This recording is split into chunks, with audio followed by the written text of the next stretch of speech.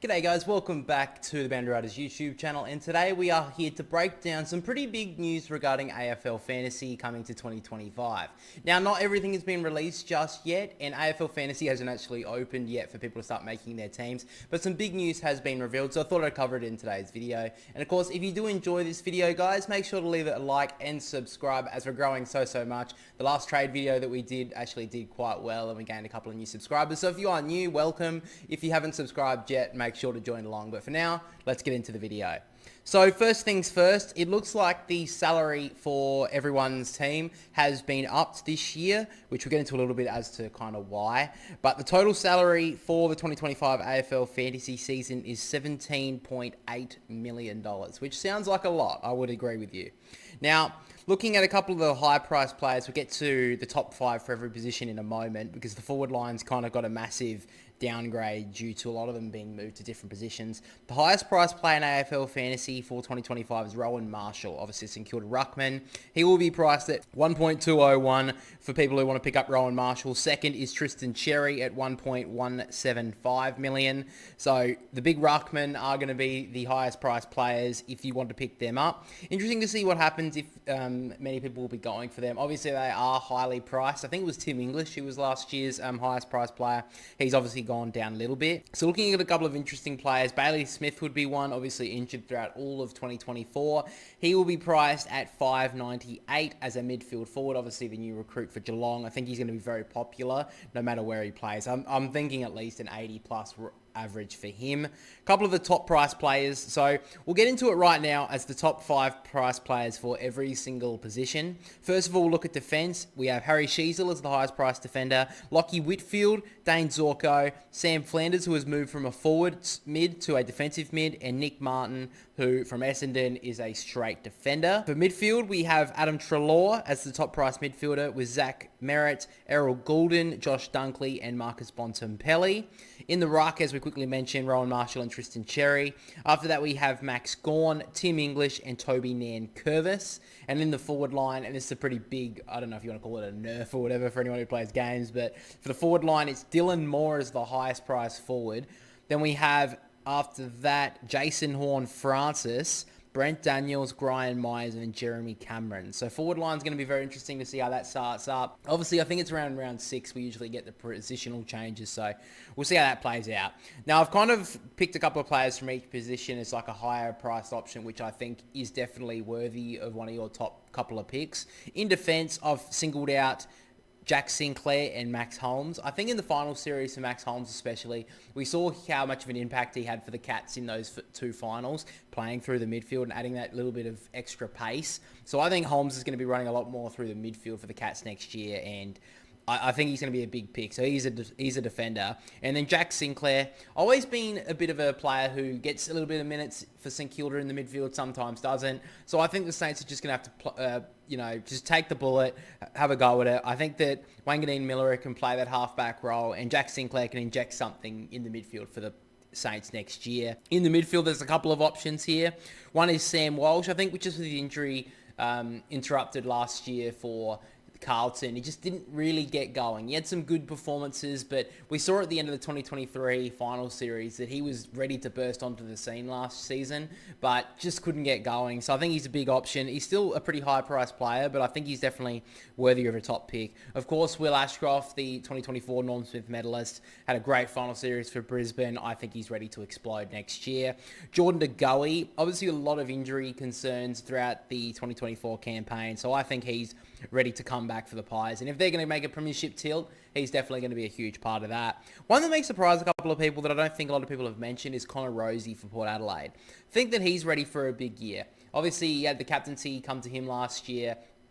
Didn't have a lot of injuries throughout the season, just never got going. But we saw a couple of years ago how good a season Connor Rozee can have, and it doesn't really impact Zach Butter's score so much. So I think Connor Rozee can have a massive year for Port Adelaide, and hopefully for Port Adelaide fans he can.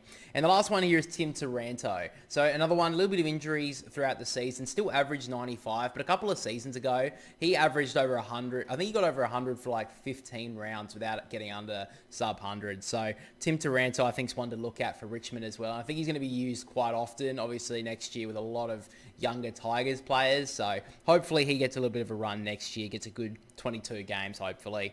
In the ruck, Brodie Grundy is one. I think he's in 6th spot for highest price ruckman, so have to wait and see on that front. Jordan Sweet, I think with Port Adelaide, obviously Ivan Soldo got first dibs early in the season, but as the season went on, Jordan Sweet really started to come into his role, come into his own, got the number 1 spot, and was a bit of a high scorer throughout the end of the year. He didn't exactly explode, but he definitely had some really good performances for Port Adelaide, and I think he's definitely going to get first dibs. Ivan Soldo is too busy thinking about his relationship, so I think that Jordan Sweet's got that spot wrapped up. And the last one is Tom De Koning. So Tom obviously played a lot of the season throughout the ruck for Carlton. They kind of fiddled around with Mark Pidenet as the second ruck at times, but it just seemed like De Koning really owned that ruck spot when he was there solo. But unfortunately, towards the end of the year, he had an injury, and really, it was early in the game as well, so it really lowered his average a little bit more. So I think he's priced around 87 average, but I think he can go plus 100 plus this year. So I think that's a really good option for one of you guys, or for some of you guys who, maybe want to try and spread out the money around the other positions and leave the ruck. Unless you want to go Tristan Cherry and Marshall and waste, nearly an eighth of your salary on 2 players. I mean, you may well want to. It could be a good option, depending on how rookies go out as well. And then finally, the forward line. We mentioned the other ones, but there's other options here. I think forward line's going to be very much players who have had a bit of off periods through seasons. Will definitely be looked at in the forward line. So one's Alex Neil-Bullen moving from Melbourne, obviously, to the Crows. I think he's going to get much more of an option in the midfield for them. So I think he's a really good option. Another Crows player as well as Isaac Rankin. He did have some times last year when he was ready to burst into the midfield, but then had a hamstring injury against Collingwood mid-year. Then had that period when he had to take off when Dan Houston knocked him out, and had a 4-week suspension through there at one point. So missed quite a few games of footy, Isaac Rankin, throughout the year. I think he's ready to play a lot more midfield for the Crows. Phil Thorpe's another one. Obviously missed out a lot of last season with injury, but he was ready to be one of the biggest prospects as a tall through the early parts of last year, but then got an injury, missed half the season. So I think he's ready to go. Jack McRae for St Kilda, I think that's more of a wait and see for me. He's obviously, if he does get that midfield role that he did have at the Bulldogs and high scored, I mean, that would be a great option because he is a forward. But I think he's just to hold off on that one, just to wait and see how pre-season goes. Bailey Smith, as we mentioned before, obviously just under 600k, so he's going to be in everyone's team.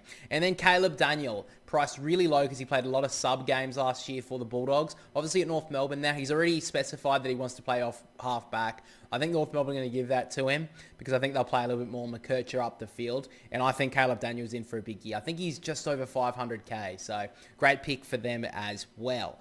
But finally, I wanted to go through a couple of options in my team that I'm already looking at to fill up my spots in the team going into very early on picks. So first of all, in defence, I've pretty much already locked in Harry Sheezel. I know he's the highest priced defender. I just think he's in for a massive year. I think he'll go through the midfield. He's such a good user of it.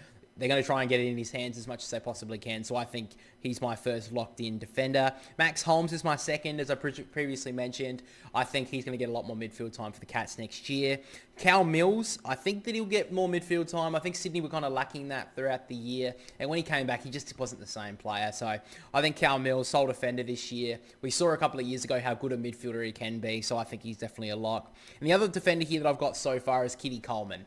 He was ready to go. A great final series in 2023. Got injured in opening round for the Lions, and I think he's ready to go. Only priced at 521k, so pretty cheap option for a guy who can average 90 plus. In the midfield, I haven't really picked any premiums just yet. I'll wait and see on that front. First of all, though, I've gone with Will Ashcroft. Pretty obvious while I've picked that. I think he's ready for a big year.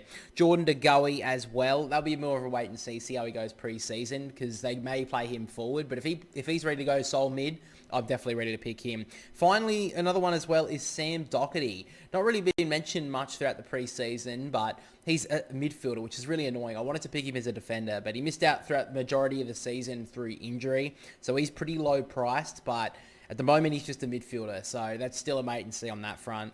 My ruckman at this stage are going to be Tim English and Tom DeConing. Reason why I've gone with Tim English is because he had a little bit of a downer year, I would say, from his year prior. So I think he's ready to go. He's priced at just over $1 million, so pretty expensive, but I think he's ready to go. And then Tom DeConing, like I mentioned before, I think he's ready to have a massive season for the Blues. And then finally, for the forward line, I've gone with Jason Horne-Francis, Bailey Smith, Riley Thilthorpe, Jack Graham from West Coast, and Caleb Daniel. I think that Jack Graham moving to West Coast, he's going to get a little bit more midfield time. That's a bit of a wait and see. I'm 50-50 on that one at this stage. We'll wait and see how rookies go. And Caleb Daniel, like I mentioned, I think he's going to have a massive season, so I've picked him as well. Now, finally, I'll quickly mention a couple of things about the rookies. So, looking at the prices of the rookies this year, this has been upped. I believe last season base price was $200K. Sorry if I'm wrong. Let me know in the comments if I'm wrong about that. But this season, the lowest price player, the base blind, is $230K. The highest priced rookie or number one draft pick was Sam Lalaw. He is priced at $340K. Now, the way it's going to work is that pick one is $340, and then down $3K is Finn O'Sullivan, who got picked up by North Melbourne, and it's going to be dropping by $3K for every single pick until we get to pick 37, where we have Cal Guerin, for North Melbourne, I believe, is a ruckman, $232K, and then finally we get to the baseline of $230.